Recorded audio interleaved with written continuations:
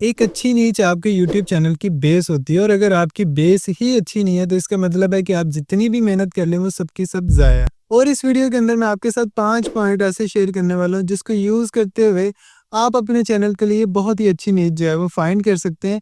और कोशिश करनी है कि आपने कोई भी पॉइंट मिस नहीं करना है क्योंकि आप अपने ही चैनल के साथ सिर्फ कॉम्प्रोमाइज़ करेंगे।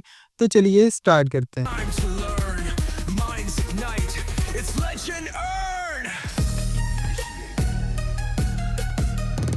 अस्सलाम वालेकुम जी, क्या हाल चाल है आप सबका? ठीक ठाक है। अच्छा, तो ये सबसे पहले हम बात कर लें कि निश होती क्या है। बेसिकली जो निश है इसको निश भी बोला जाता है और नीश भी बोला जाता है। अब जो निश होती है ये आपकी कैटेगरी होती है। फॉर एग्जांपल अगर मैं कंप्यूटर्स की कैटेगरी के ऊपर काम कर रहा हूँ, मतलब मैं वीडियोस बना रहा हूँ कि ये कंप्यूटर कैसा है, ये माउस कैसा है, ये कीबोर्ड कैसा है, तो इसका मतलब है कि मेरी जो निश है या मेरी जो कैटेगरी है वो कंप्यूटर्स की है। और इसी तरह एक आपकी सब निश होती है। फॉर एग्जांपल अगर मैं सिर्फ और सिर्फ माउस के ऊपर बात कर रहा हूँ, मैं और किसी चीज़ पे बात नहीं कर रहा, मैं सिर्फ माउस के ऊपर बात कर रहा हूँ। फॉर एग्जांपल ये लॉजिटेक का माउस है, ये एफोटेक का माउस है। तो इसी तरह मेरी जो नीश हो जाएगी वो सब कैटेगरी हो जाएगी। सब कैटेगरी किस चीज़ की?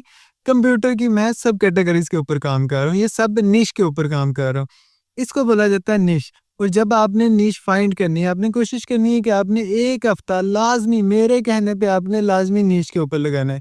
क्योंकि ये एक ऐसी चीज़ है कि अगर आपकी नीश अच्छी नहीं है, अगर आपका टॉपिक अच्छा नहीं है, तो आपकी जो मेहनत है वो 2 गुना होगी और आपका जो रिवार्ड है वो आपका बहुत कम होगा। लेकिन अगर आप एक अच्छा टॉपिक डिसाइड कर लेते हैं, फॉर एग्ज़ाम्पल आप एक ऐसा टॉपिक ढूँढते हैं जिसके ऊपर ट्रैफ़िक बहुत ज़्यादा और कॉम्पिटिशन बहुत कम है, तो फिर क्या होगा? फिर आपकी मेहनत कम होगी लेकिन आपका जो रिवार्ड है वो ज़्यादा होगा।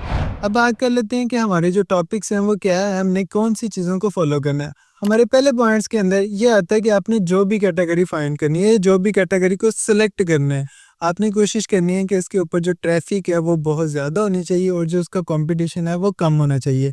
और वो एक एवरग्रीन कंटेंट होना चाहिए। फॉर एग्जांपल एवरग्रीन का मतलब क्या है?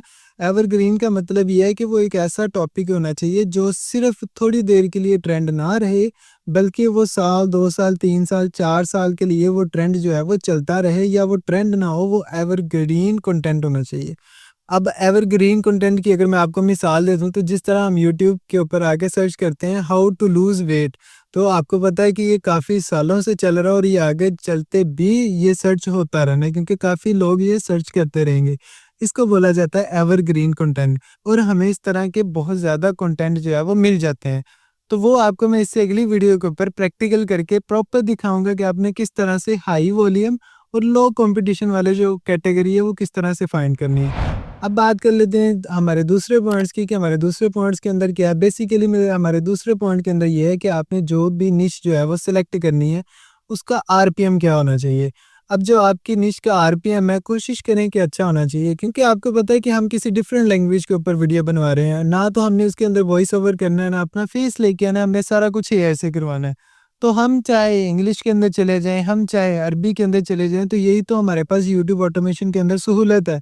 तो क्यों ना हम एक ऐसे टॉपिक को सिलेक्ट करें जिसके ऊपर हमें आरपीएम अच्छा मिले, ताकि अगर हम उसके ऊपर काम करें तो हमारी जो अर्निंग है वो भी ज़्यादा हो। तो हमने जो भी अपना टॉपिक जो है, जो भी कैटेगरी हमने सिलेक्ट करनी है, उसके ऊपर हमें जो आरपीएम है वो ज़्यादा मिलना चाहिए। ये भी आपको अगली वीडियोज़ के अंदर पता चल जाएगा कि आपने किस तरह से आरपीएम चेक करना है।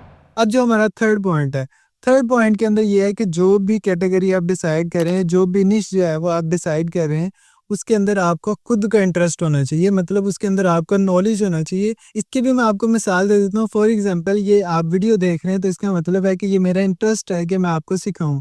और अगर मुझे इसके अंदर नॉलेज ही ना हो, मुझे पता ही ना हो कि ऑटोमेशन क्या होता है, तो मैं आप लोगों को सिखा कैसे सकता हूँ। इसी तरह जो भी कैटेगरी आप चूज़ कर रहे हैं, आपका उसके अंदर खुद का इंटरेस्ट होना चाहिए। आपको उसके बारे में पता होना चाहिए। अदरवाइज़ पता क्या होगा, आप 1 या 2 वीडियो बना लेंगे, उसके बाद आपको कोई भी टॉपिक नहीं मिलेगा, फिर आप जो है, फिर जो आप है वो फ़ेल हो जाएँगे। तो जो भी आप अपनी नीच जो है वो डिसाइड कर रहे हैं, उसके अंदर आपका खुद का इंटरेस्ट होना ये लाज़मी है। अब हमारा 4th पॉइंट ये है कि 4 पॉइंट के अंदर आपने जो भी कैटेगरी चूज़ करनी है, इसके अंदर आप अपने व्यूअर्स को कुछ न कुछ एंटरटेन कर रहे हो। या तो आप उसको एंटरटेन कर रहे हो या फिर आप उसको फ़ायदा दे रहे हो। देखिए, अगर आपको अगर आप मेरी वीडियो देख रहे हैं, आपको इससे फ़ायदा हो रहा है तो आप देख रहे हैं। अगर मैं वीडियो बना रहा हूँ और किसी को भी फ़ायदा नहीं हो रहा, ना लोग एंटरटेन हो रहे हैं, तो मेरे पास कौन आएगा? इसी तरह जो भी आप चैनल बनाएँगे, आपने कोशिश करनी है कि या तो आपके चैनल से किसी को फ़ायदा होना चाहिए या फिर आपकी वीडियो से कोई ना कोई एंटरटेन होना चाहिए, क्योंकि यूट्यूब के ऊपर लोग या तो सीखने के लिए आते हैं या फिर एंटरटेन होने के लिए आते हैं। तो ये चीज़ आपने लाज़मी से नोट कर लेनी है और ये हमारा चौथा पॉइंट्स है। अब बात कर लेते हैं हमारे 5वें पॉइंट्स की। जो हमारा 5वां पॉइंट है उसके अंदर मैंने ये लिखा है कि आप जो भी कैटेगरी डिसाइड करते हैं, जो भी कैटेगरी आप फाइनलाइज़ करते हैं, आपने कोशिश करनी है कि आप उसको टूल के ज़रिए एनालाइज़ लाज़मी कर लें, ताकि आपको ये पता चल जाए कि इसका आरपीएम कितना है, इसके ऊपर कितना ट्रैफ़िक है, इसके ऊपर वॉल्यूम कितना है, इसके ऊपर कॉम्पिटिशन कितना है। तो हमने हमेशा से उस निश को या उस कैटेगरी को चूज़ करना है जिसके ऊपर कम कंपटीशन हो और ट्रैफ़िक जो है वो ज़्यादा होनी चाहिए। यानी कि आपकी जो वॉल्यूम है, ट्रैफ़िक का वॉल्यूम वो ज़्यादा होना चाहिए। तो इस तरह से हमने जो नीच है, अब आपने परेशान नहीं होना, ये कोई इतनी मुश्किल चीज़ नहीं है। सिर्फ़ आपको मैं ये कह रहा हूँ कि जब भी आपने अपनी नीश जो है वो सिलेक्ट करनी है, आपने कोशिश करनी है कि आपने टाइम देना है। इस टॉपिक को लाज़मी टाइम देना। उसकी रीज़न ये है कि अगर आप इस पे टाइम दे देते हैं, तो जो मैंने स्टार्ट में बोला है कि आपको फिर जो है वो खपना नहीं पड़ेगा।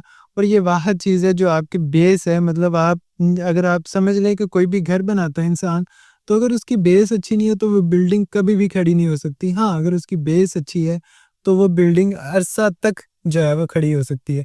इसी तरह किया जाता है किसी भी कैटेगरी को चूज़। और इंशाल्लाह कल की वीडियोज़ के अंदर हम अपने कंप्यूटर के ऊपर प्रैक्टिकली ये चीज़ सीखेंगे कि हमने किस तरह से नीट जो है वो पहले अपने आइडियाज़ कैसे लेके आने हैं, फिर उसके ऊपर हमने किस तरह से रिसर्च करनी है, फिर कैसे देखना है कितना वॉल्यूम है, कितना कंपटीशन है। तो ये सारी चीज़ें हम अपनी वीडियोज़ के अंदर कल कवर करेंगे।